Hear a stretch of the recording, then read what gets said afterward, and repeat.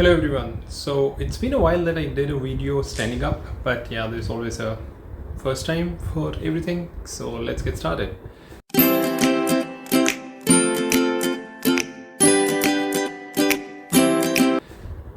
Okay. Just like always, it's 3 world news and 3 India news in the video. You will have all the links in the description so you can read more about them. And let's get started with the first one. And because I'm standing, I will have to read it out from my another cell phone. So yeah, I have the cell phone in my hand, and let's get started with the first news. So Dogecoin is bullish as Twitter brings NFT tweet tiles update. Now, if you are not following what's happening on Twitter, of course, it's bought by the richest person in the world, Elon Musk. So we have a new owner. It's no longer a public company. The shares are not listed. It's delisted. It's a private entity again, owned by Elon Musk and some of the people who I will cover in the news, in the other news which is coming in the world news. So there are some more people who have helped Elon Musk close the deal and have financed this Twitter buyout, but we'll know more about them. Let's start. Why is Doge bullish? And it's taken a big leap. It's like 50% up or something, just because Elon Musk is a big Doge supporter, and they have added this NFT tweet tile update where if you have an NFT and you tweet, like put it in your Twitter, it will show all the meta description of the NFT. So what is the NFT, blah blah blah. And they have some partners like OpenSea, Rarible, LooksRed, a few of them. So if you have this NFT that you've just shared on Twitter on any of these platforms, it will show up with the metadata right in your tweet.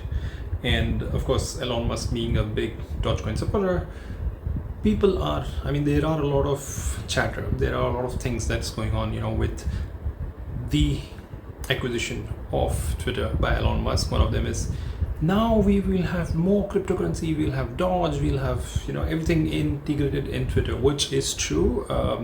Most people think, and most people even have some kind of suggestions for Elon Musk. So we will come to that news. That's the second news. But yeah, if you want to read more about what's like the logic behind Dogecoin, getting this huge boost or huge jump, you have the link in the description. We'll go on to the second world news, which is Vitalikburetin, the co-creator of Ethereum, advised Twitter headquarters should be moved to Switzerland. So like I said, everyone in the crypto Web3 industry is like now giving advices regarding Twitter, because they all feel Twitter will be the next big thing, which has all Web3 crypto integrated in it. So Vitalik thinks that the headquarters should be moved to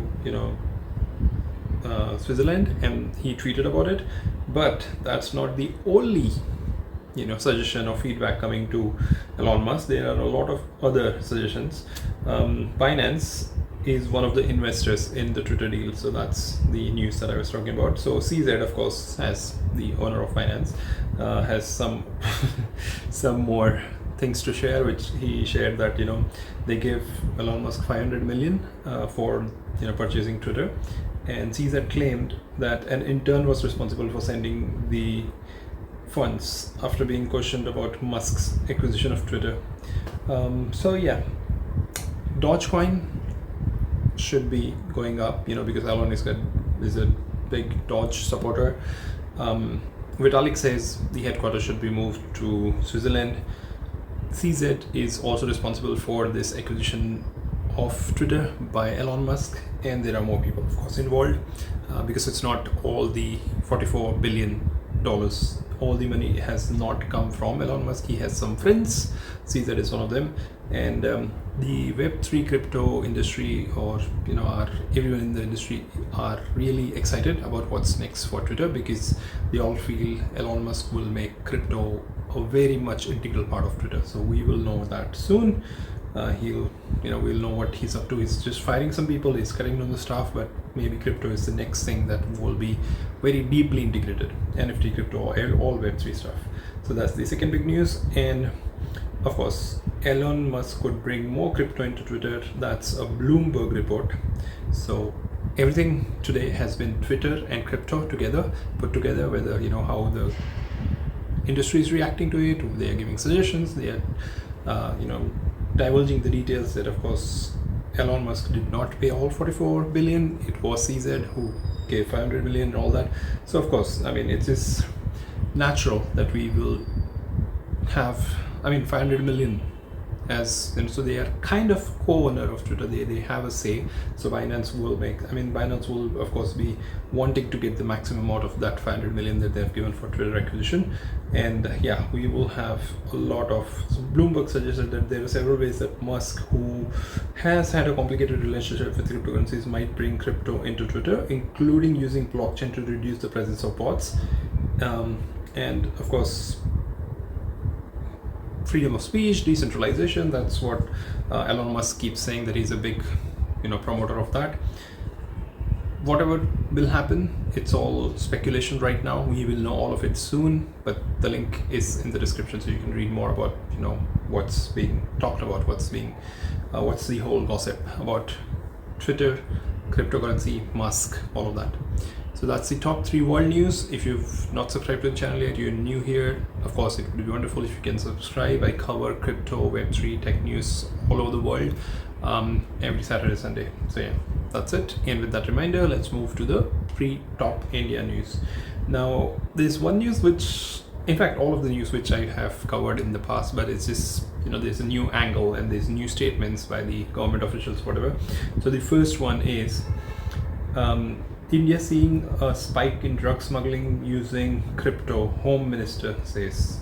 So our Home Minister, who is a close aide of Prime Minister Narendra Modi, Amit Shah, of course, was at making remarks and tweeted in Hindi. It's on his official Twitter account as well, that there is a huge amount of drug trafficking happening with the help of crypto.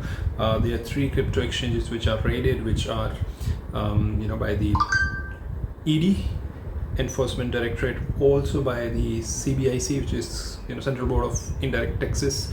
All of them have raided them, and they are trying to find out the details of the transactions, and they are saying, oh, these exchanges have helped in drug trade, so that's illegal activity. So we will know more about it, but that's being said, that's one of the biggest argument that the Indian government had about crypto, that it helps illegal transactions, it's for all the corruption, there's a lot of black money, there's a lot of illegal activities, whether it's drug, weapons, all that happening through crypto.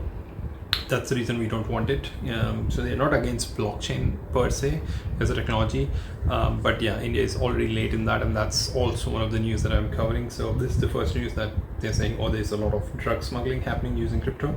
The second big news is India's G20 presidency could shape the future of cryptos and Web3 in the country, because India is going to be the president of G20, and they are pushing hard for crypto legislation, which is with all these countries coming together. So it's not just coming from India, it's we want to suggest that all the countries which are part of G20 should come up with a common legislation of how to govern crypto and stuff like that. So this is something that they'll push really hard, and it is obvious because they'll have more than 200 G20 meetings across the country in the year when India is the president of the G20. So that's if you consider 365 days in a year and 200 meetings, more than half.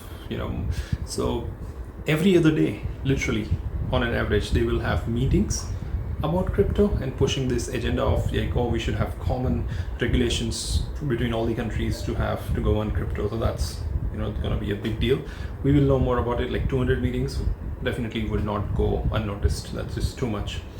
Okay, the third big news coming from India is lack of regulatory clarity forces India's Web3 talents out in search of new homes. I have said that multiple times, that India is being a laggard. India is considered worldwide as a top country for IT talent.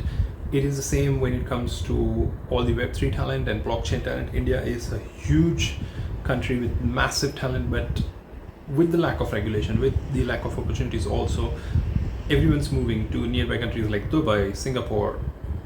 It's just, it's a mass exodus, and unless the government makes rules and hurries up with that.